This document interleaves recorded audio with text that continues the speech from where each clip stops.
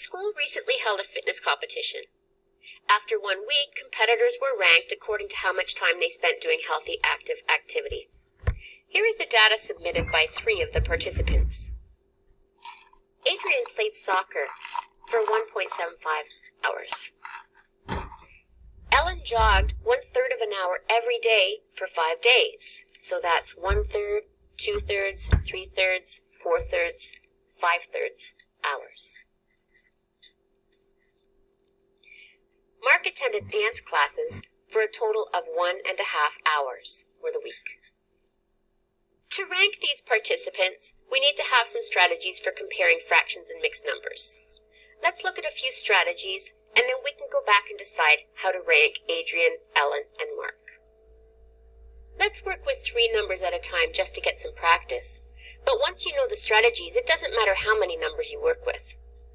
Consider these numbers: 1 2/5,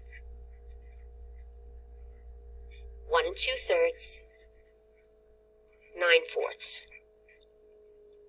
These 2 numbers are both greater than 1, but less than 2. But I wonder about this fraction. It's an improper fraction because the numerator is greater than the denominator, so I think I'll write it as a mixed number, like the other ones. Fraction circles can be used to model fractions and mixed numbers. When I picture some whole circles and divide each circle into fourths, I see that 9/4 is 1/4, 2/4, 3/4, 4/4, 5/4, 6/4, 7/4, 8/4, 9/4, or 2 and 1/4.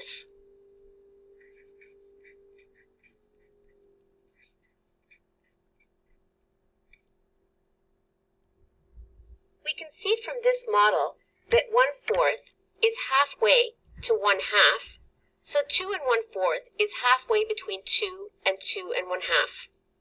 I'm going to place 2 and 1/4 on this number line. 9/4, or 2 and 1/4, can go right here, halfway between 2 and 2 and 1/2. So now I'm comparing 1 and 2/5, 1 and 2/3, and 2 and 1/4. I know that 2 and 1/4 is the greatest number because it's greater than 2. The other 2 numbers are between 1 and 2, so I just have to figure out which one of these is greater.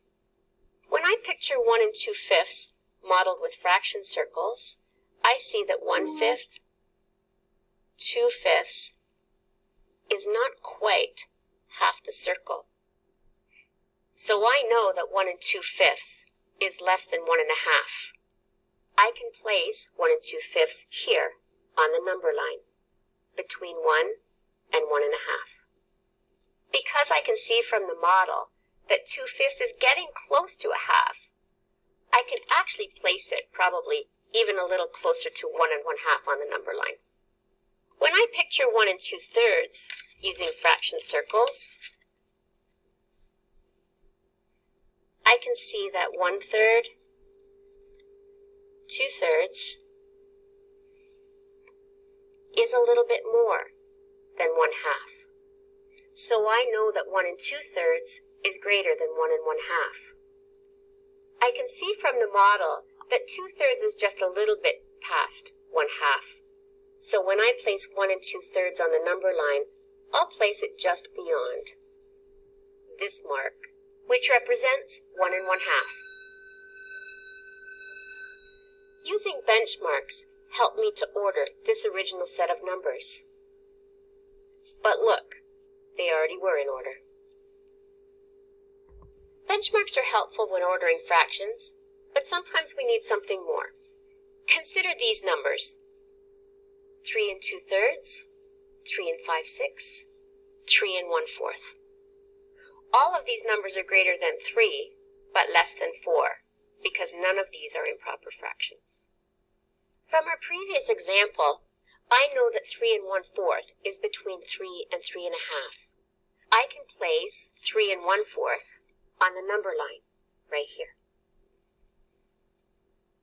I also know that 2/3 is greater than 1/2, so I know that 3 and 2/3 is greater than 3.5. I can place it on the number line right here. But what about 3 and 5/6?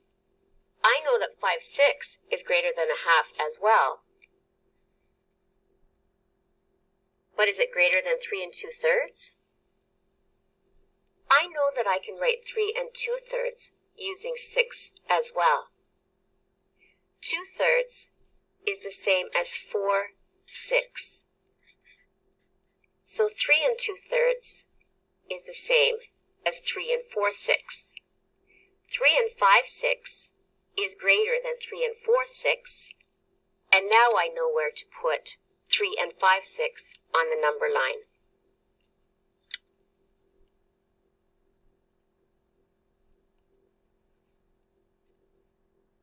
We've ordered this set of numbers using a combination of benchmarks and common denominators.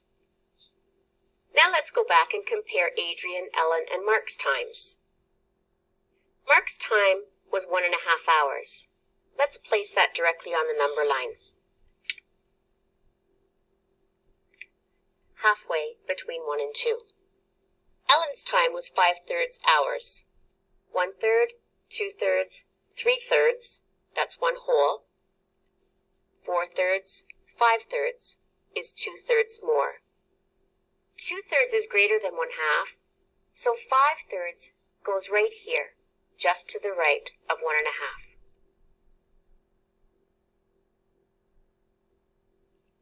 Now for Adrian's time.